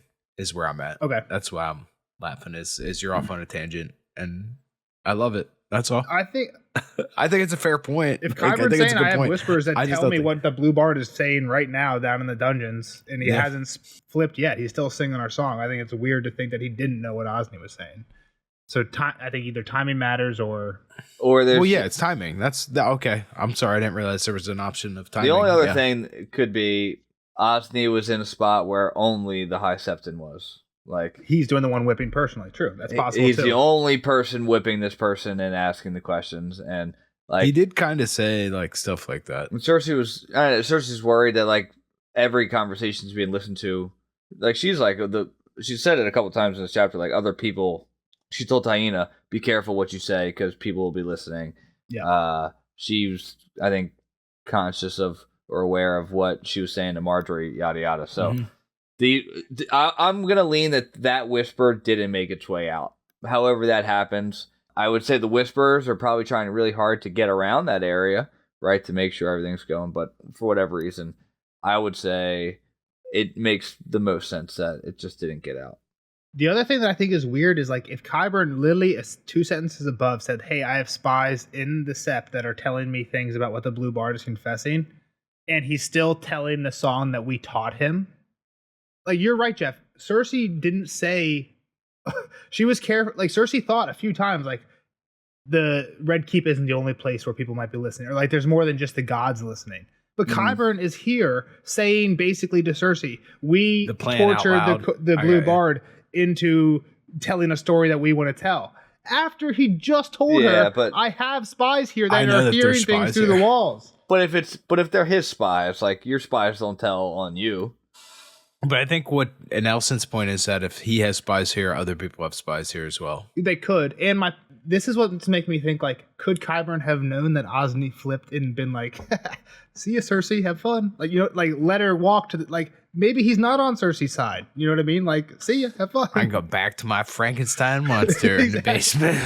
I don't need that bitch. To be fair, it seems like he should be, because he does get fired, right? And he's like, they're letting me hang around for now, but like, he did get fired. So to be fair, I don't know if I believe this, but it's weird. Like, everything here is weird about this. It's weird that you get fired, but you can still be the spy for us. Like, that doesn't make fucking sense. That doesn't make sense. Like, who are they reporting to now? Does he report to them? Or obviously he's reporting to Cersei right now. So, like, that's a why good point, would you Jeff. let the Whisperer, like, if you're ever going to change regimes, the Whisperer needs your to go. intel master. Yeah. You would think. You're right, Jeff. I mean, Robert did it with Varys. What Varys told Tyrion is, I just make sure that I'm always just useful enough that they keep me around. So I'm assuming that's Qyburn's probably following a similar pattern. Like, hey, if I'm giving you good spy intel, you're not going to tell me to stop doing that. You might like take away my title because you don't think I'm a real maester or whatever, but like you're still going to be like, yeah, but just keep bringing that stuff and we'll let you keep your laboratory downstairs or whatever. It's kind of how I see that's working. Is like he is just too useful. I think the like part, Jeff, is that they kicked him off exactly, not for his lack of usefulness, but for that maestery weird stuff that he might have done. But you can keep going. It's weird, but keep doing it. I mean, it's like the government employing unsavory characters to like get to the end, but like off the books kind of thing, right? Like I feel like that's happened. To Jeff's point, like, okay, get your own new unsavory character. Like just okay, hey, like he took over Varys' whisperers seemingly. Like it seems like that went pretty smoothly. Like just get him out and get somebody else to take the new I don't know how that worked, but you know what I mean? Like did he come with his own spies? People need to get paid. Yeah, so. But yeah, what's the next point we're talking about here? So Pycelle and Swift are now running the show, and they've asked Uncle Kev, come on back, and Mace and Randall are marching on King's Landing as we speak. Exactly. Yep. Best friend Taina and Merryweather jump ship. They're going back to Long Table. Exactly. It's like, how did they agree to this? Like, I just made this guy hand. It's like, well, he quit. A lot of these guys got fired, but that guy quit. And he left on his own. She thinks, they let Taina go? That was the best thing that she had heard since the High Sparrow had said no. Taina could have doomed her. Like, what if the situation where actually this comes back to bite Cersei, right? Like, she thinks this is one of the best things that ever could happen, but it's like I feel like this is what we as readers deserve almost at this point is for Cersei to get so fucked by her own. There's definitely a few lines like this earlier in the book where Cersei's like, "Oh, I can't wait to play this game on play this trap on Marjorie." Whereas like on a second read, it's just gonna bite her in the butt. Where I could see lines like this 100% doing that. Like the other one that I think about is the Kingsguard one, right? Where I think I might have already mentioned it, but like she keeps thinking like, "Oh, the Kingsguard have to defend you." It's like, well. And she even like at the end of the chapter when Qyburn says like, "Oh, you can do a trial by battle," she's like, "Ha ha ha! I'm a queen." She even like laughs out loud at her own situation. She's like, "I'm a queen, Qyburn. I have to have the Kingsguard defend me." Cersei's like, "My life is chalked up. I ain't got no hope." And Qyburn's like, "Hey, don't worry. Your champion's ready. Just give me the word. Tell me it's a go, and your champion's ready to fight." Who the fuck's that? It's got to be Moon Boy, right? He's got Moon Boy like a new set of armor. We heard about this armor. Mecha Moon Boy. You think so? I think he's using Qyburn's. Here's my theory. Qyburn's using all these women's blood to make some type of like mega like steroid. Captain America. Who were we saying? We were saying last chapter. I think somehow Sweet Sleep's gonna make Sweet Robin Captain America. He's gonna just take it and become a yoke. That's what's good. Qyburn's doing that with Moon Boy, and that's what this armor's for. That's my theory. We just saw Moon Boy. We saw Moon Boy in this chapter. He wasn't yoked. Yet. He hasn't got the serum. He says the champion's ready. Who's the champion? Not Moon Boy. I feel like it has to be the Mountain, right? Like, who else is going to be scaring everybody? I know, but like... His head's halfway to the door already. I don't give a shit where his head is. I mean, he's Frankenstein. Like, he can have whoever said. I don't care. What about no head? Headless Mountain. What's the guy from Harry Potter, Jeff? Nearly headless, Nick. Nearly headless. How can you be nearly headless? All right, so headless zombie mountain with blood, women's blood coursing through his veins. Yeah. I mean, why not? I don't know that it matters whose blood. He just has access to a bunch of women. Doesn't much matter because Cersei's like, can't use him. Need a Kingsguard. So you need to send word to Riverrun now. But if Aerys is dead, can't they just elevate this thing to Kingsguard? Or no? That's a good point, but they once word gets to him, I guess. Yeah. And do we know anything about like when word might get to King's Landing about this? A hint: we do know. No, we don't. Well, no, we don't know dates. I mean, but we know. we do, but we don't. Right? They're prolonging it as long as possible. You're right. Doran That's is. a good point. Yeah, we heard that Doran is trying to make Balon take as long as possible to give himself time to figure out what he's going to say about Aerys. But exactly, the truth's going to come out when he gets there. So, but they're prolonging that. Yes. Yeah. Yeah. Are they gonna? That's a good point here. Are they gonna care so much anymore now? Cersei might not. Yeah, that's kind of what I'm getting at.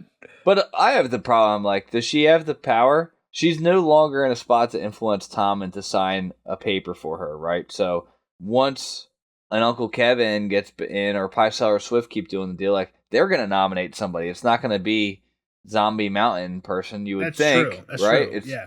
Well, I would think she gets to pick. No, to be the Kingsguard. I got to be you. the Kingsguard, I got right? you. right. Yeah. So That's a great point by Jeff. Like, that's literally what Qyburn has just been telling her is like, hey, all these other people that you were lost naming all your power. are going. Yeah. They got fired and getting replaced. So that's a great point. Yep. So yeah, it's letter to Jaime. letter to Jaime. This is what you need to say to him. Come at once. Help me. Save me.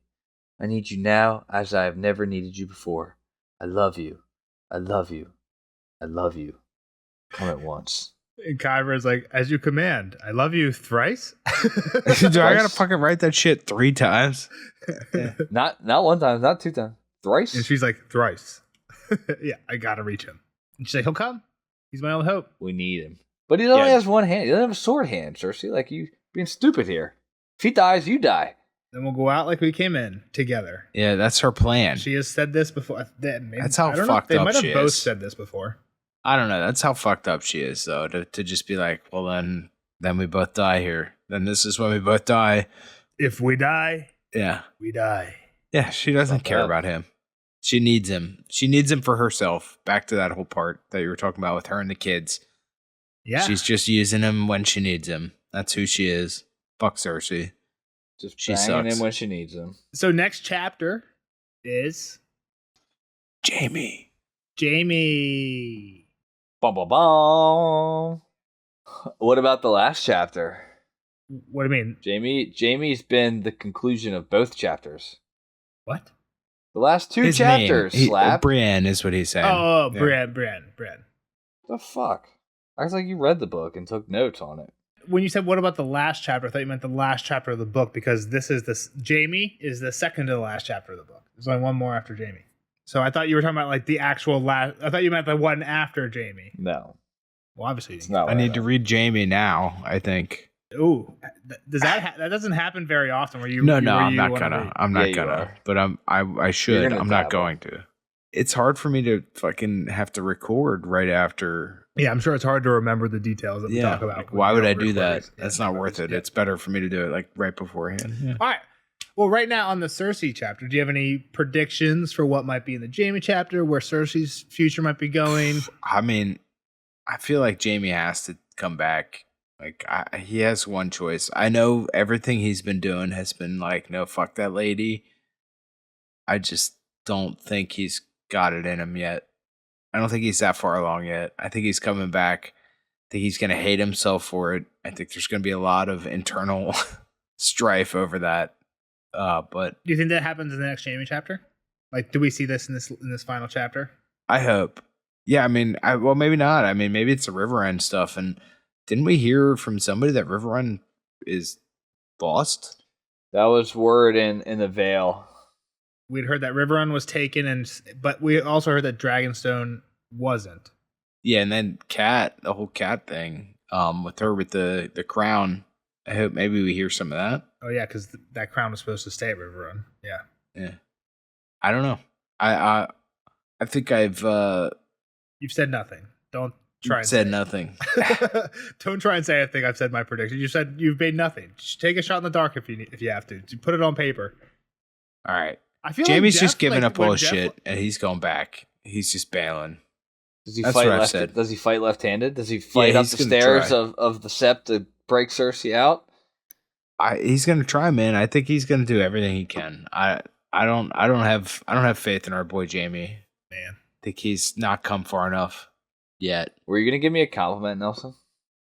Yeah, I was gonna say, I feel like when we did you haven't had many chances to predict. I mean, now that we're getting towards the end, you honestly just forget a lot of the stuff, so you kind of. The only time I really did was during the Egg. first read through of Dunk and Egg. Yeah. Yeah, and I feel like after the first time you didn't have great predictions, but by the second book you were like excited to make predictions. I feel I was just throwing shit on the wall at that point. I feel like sometimes with Kyle, I try and draw water from a stone. It's like, tell me, like, what do you think's gonna happen next? But I like how you waited until the end of book 5 to tell me that. Yeah, I don't know, but to my point, like, it's hard. Maybe it's hard for me to make predictions. It would be hard for me to make blind predictions too. But like, I've just been so in the fandom that I know what all like the main theories are and stuff. It's hard to know what it would be like. It's hard to commit to something and not sound like an idiot, right? Like, I don't want to sound like a huge idiot. I actually wish I could go back and like hear my predictions of like. You can. Well, yeah, but I'm not going to. Like, more so Kyle to hear, because he's read the second one. Like, if you go back and read and just play Kyle my prediction of the first half of the second novella and see how just. Yeah, I can't even think about what I said. It was probably so like fun. Yeah. Dunk is, who knows what I have no idea, because like where the actual story went was somewhere completely different. I'll go back and find out what you said for the next chapter. I don't know. But okay, if you don't have predictions, we're not going to try and force them from you. I did. I thought I did. Jamie's coming back and doing everything possible. So just tie it into, all right, so Jamie goes back to King's Landing. Just give me a little bit of how that plays into what's going on with Brienne, saying Brienne isn't hanging from a tree still. That's a great question. What do you mean? Like, now she has to go back to King's Landing? You tell me. I mean, like, yeah, that would change her thing. If her whole thing is that I thought she was dead, for what that's worth. Okay. But if she is changing her plans, then she would have to kill Jamie, right? That was kind of the only way she could get down from that tree. And then if he's in King's Landing, maybe she is gonna champion for Marjorie or somebody. Now we're fucking talking. Now you got the wheels spinning, right. Kyle. All right, is that what you want? I love it. I actually love it. That'd be sick. Yes. Love this. This is what we need to force, especially towards the end, like where. Again, I hate kind of sometimes telling Kyle this as a spoiler in itself, but like especially to the parts where like we don't really know how all this stuff ends. Sometimes forcing Kyle to make predictions, and you're like, holy shit, that might make sense. That's an awesome story. I gotta go double check everything and make sure there's no problems with that in the text. But like that might make sense, and I've never actually read that anywhere before. Like, let's go. I love that. Yeah, so that's why this is important. Good job, Kyle. Props to you. I hope that happens. We'll see Kyle in the next one for Jamie. 87. Jamie 8 for sure. 96. 12. 7? It's crazy that you don't have these ready to rock. Jamie, what'd you say? 8. 7. No. I did say 7. See Kyle in the next one for Jamie 7. See the rest of you guys on the spoiler section. Bye-bye.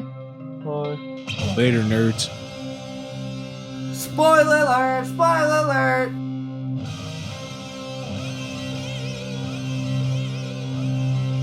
Spoiler alert! Spoiler alert! Bye, Kyle. Bye, Kyle. Thanks for hanging out with us. See you on the next one for Jamie 7. Jeff, what you got? I don't really have anything. I don't know. This is the last Cersei one for a while, right? We have 2 in Dance, actually. So we meet Sir Strong. Yeah, I think the second... He's zombie. I started listening to the Cersei 1 in Dance today, but I didn't finish it or get to Cersei. I think Cersei 2 is the Walk of Atonement. I think Cersei 1 is like a full one of her in captivity. She does get some news. Marjorie has been set free, but like is still gonna have a trial, but she's like with Tommen now and stuff. She confessed enough to get set free. Yeah. There's a mention of like Marjorie's brother is coming, but I think it's unclear. It's probably Garland. I think it's unclear though. It could could be Loras from Dragonstone. But again, I haven't read all the Cersei, so a lot of this I'm not 100% up to date on. It's my bad. All right, well, bring in your hot takes. I think the one is a lot of it is what do we think? So Taena, what do you think about Taena? I think Taena is the weirdest one, just because like obviously she was plotting because like why not bring your son, right?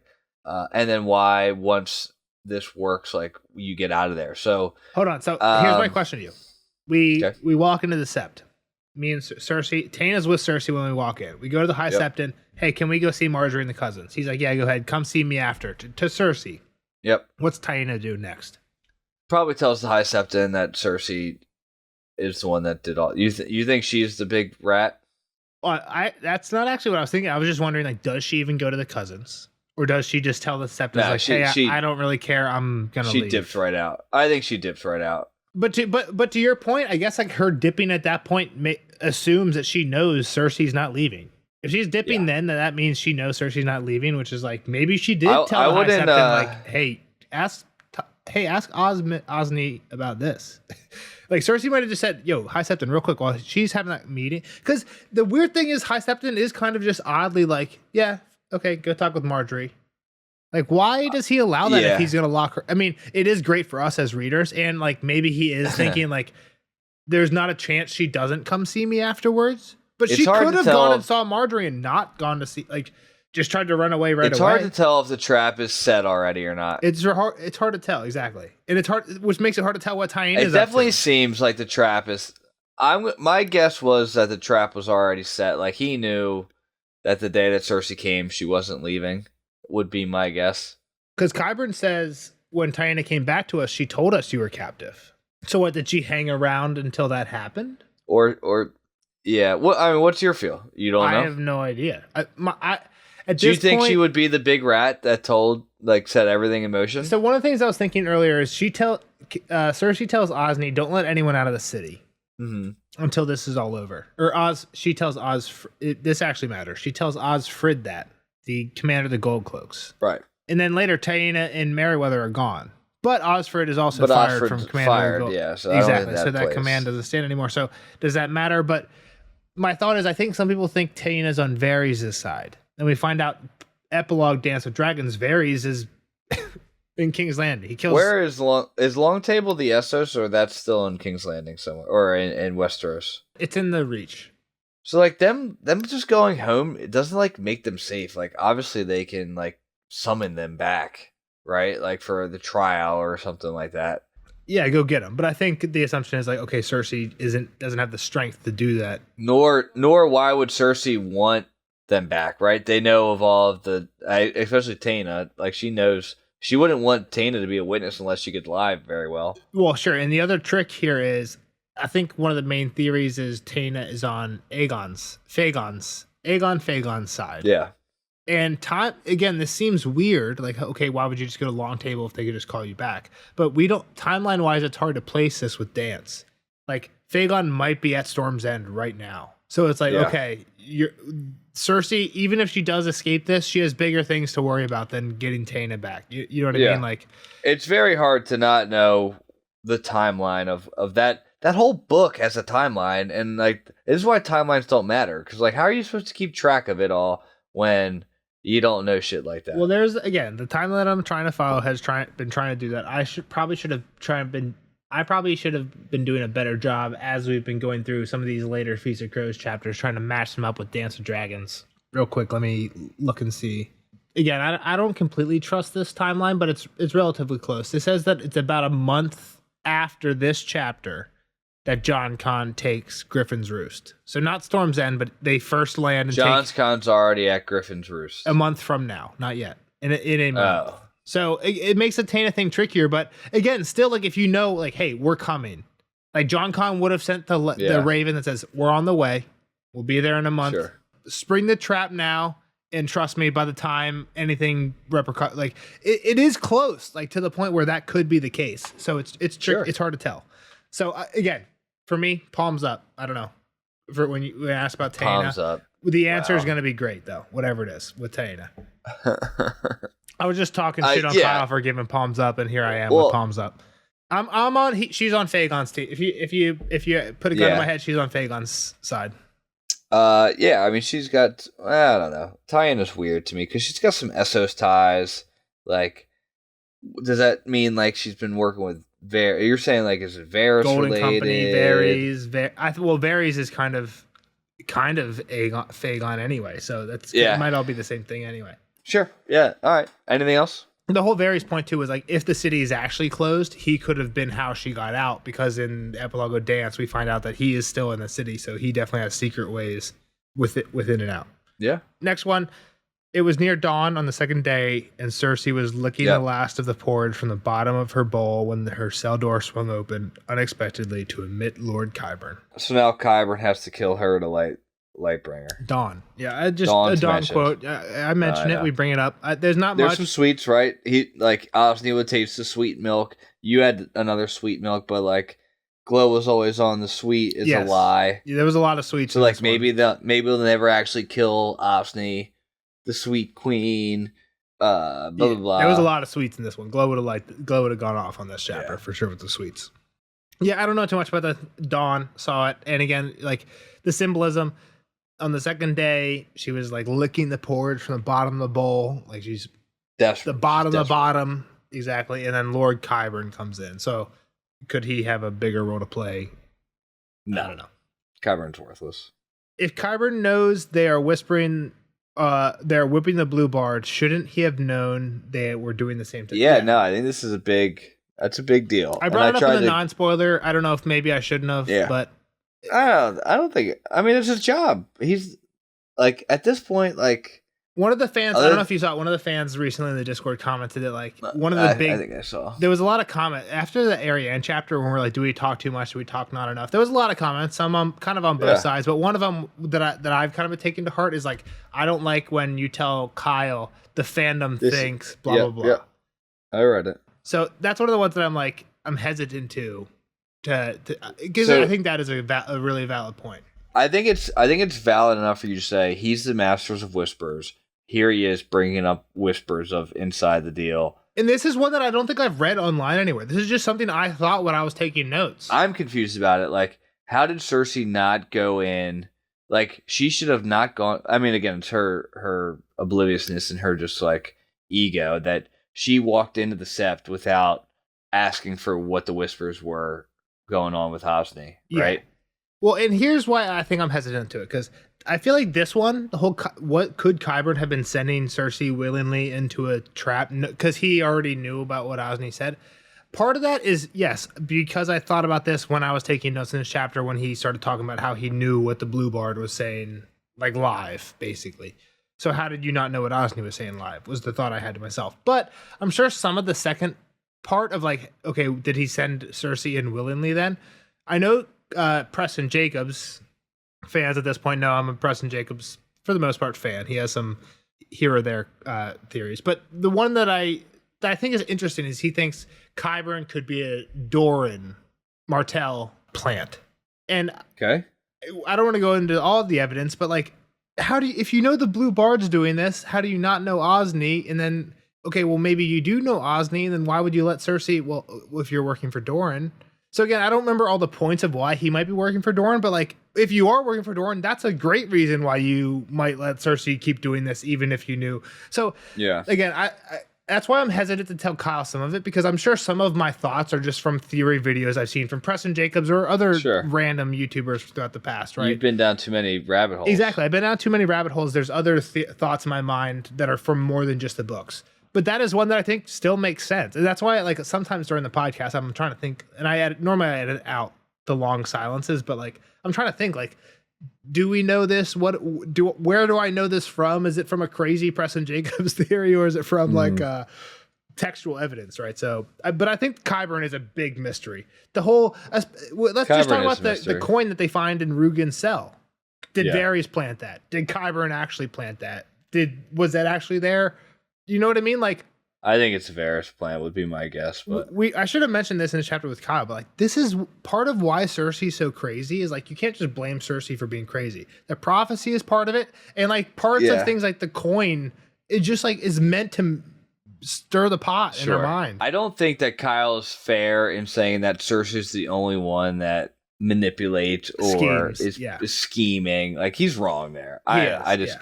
Maybe maybe Marjorie, but I think Marjorie is smart. I think Marjorie is way smarter than Kyle. I think she's this conversation does throw question to it, though. She seems very innocent in the first half of the chat. In the first half of that conversation, like she honestly thinks Cersei's there on her side. I think she might be trying to act. It would be hard to play that act after a day or two of that torture. Like she goes through the same torture Cersei does. I think she's more mentally tough. She's eating the porridge on day 0. She didn't fight him. That's true. She ate the porridge. That's also true. She took the water.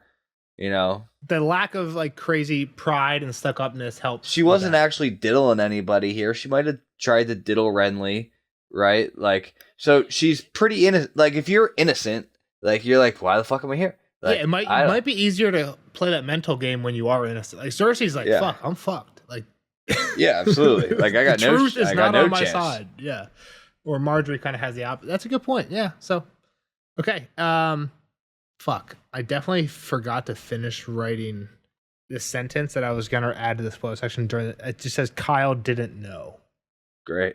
But yeah. That was during our recording? Yeah, I wrote that down during our recording, but somebody asked me a question or something, I stopped typing before I finished. Kyle doesn't know something about this podcast. Fiona and me did in my bed every Sunday. Yeah, that's all I could think. But whatever. We'll see you guys in the next one for Jamie 7. Wait, let's do one more second. Did you stop? Nope. Mace and Randall marching. Do we know anything about them getting to King's Landing? We probably do. I'm slacking. It's been a while since I've actually read through Dance. The biggest thing is that leaves Storm's Ending unsieged, and then Griffin's Roost comes in. Yeah, exactly. John Connor and co. So, again, that's like we haven't quite seen that because the books do end about the same time. Yeah. And then Tarly just leaves Maidenpool open, right? Which allows Dany to come over that way. Well, that's a while away. Dany's not even back in Marine yet, so hold your horses on that. But for the John Con thing, I think what the deal is John Con is our POV. I think he's still at Griffin's Roost, but he's got a letter, and this might be in a Winds of Winter chapter, but he got a letter from someone who is like, we got Storm's End. But people are like, we're about to get Storm. It's like... Yeah. Most people think they have Storm's End, but I feel like it's like a 90-10. We're climbing the wall. Yeah, exactly. All right, let's wrap it up. Yeah, sorry Jamie. Next one. What happens with Jamie? He gets the letter, and Brienne shows up. He gets. I think that Brienne shows up as in a Jamie and Dance. He's not actually at River. He's at Pennytree when that happens. But he gets the letter, and he does. Hightails it back. He throws it in the fire, and then hightails it back. No, then he goes to Pennytree. He's like, I'm gonna go. Which is on the way back. I don't remember. I don't think so. He throws it in the fire to get rid of the evidence. His next stop is not King's Landing. His next stop is he goes to Blackwood and Bracken to settle their dispute. Well, that's important. It is important, but it's like it seems like he's not. Daemon Targaryen did that once. That's true. It seems like not in the same way Jamie does, but it seems like he is not in the business of dropping everything and running back to save Cersei. So that'll be interesting. I think Kyle will come because she fucked Moonboy. It is. I think I said this to you before, though. I think it's kind of ambiguous because he throws the letter in the fire, and it's like, what does that mean? He is. I think once we get the Dance and we get the Jamie chapter where he's in Pennytree, it's like, okay, well he's not on the way back to King's Landing. He didn't really care. But I think at the end of the next chapter, it's like, is that because he doesn't want anyone to see it, or because it says I love you thrice. I hope Jamie thinks like three times is too many. Thrice is... yeah. I hope Jamie thinks like, damn, 3 times. But okay, yep, that's it. See you guys in the next one. Jamie 7. Bye.